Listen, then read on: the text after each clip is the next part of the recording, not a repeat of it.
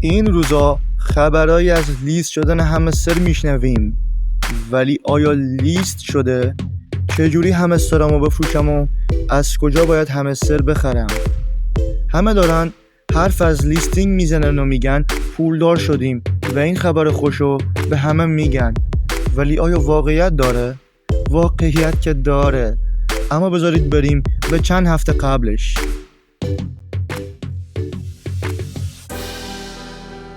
پیش فروش همستر تو صرافی کوکوین 23 خرداد ساعت 1:30 آغاز میشه و میشد توکنای همستر رو به راحتی خرید کرد، اما نمیتونستیم سکه های توی بازی رو بفروشیم. این پیش فروش با قیمت 1 سنت آغاز میشه و هر دونش 6 تک تومانی بود و هر 1 میلیون سکه همستر 6 میلیون تومن قیمتش واسمون آب میخورد.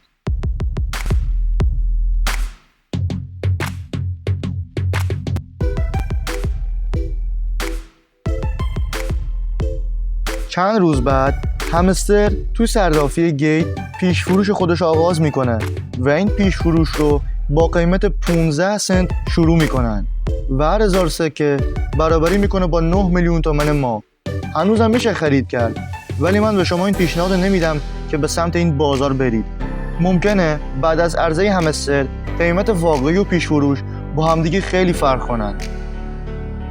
در ضمن این بازار قبل عرضه واسه اینه که پروژه استخراج ما از همستر شکست نخوره و ممکنه قیمت اصلی همستر یه رقم دیگه باشه.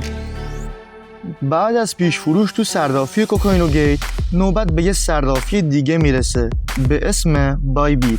بای بیت گفته که همستر روی شبکه بلاکچین تون قرار میگیره و ما اونو پشتیبانی میکنیم.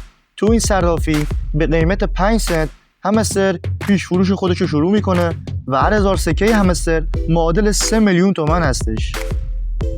شما چی فکر میکنید؟ ممکنه بعد از لیست همستر 4 یا 5 صفر از تعداد سکه ها کم بشه یا نه؟ تو کامنت ها واسم بنویسید. توی این خبرها پال دروف مالک تلگرام یه پست تو کانال تلگرامش واسه حمایت از همستر منتشر میکنه که میگه همستر به یه پدیده اینترنتی تبدیل شده و بیش از 239 میلیون نفر توی 3 ماه وارد تلگرام شدن.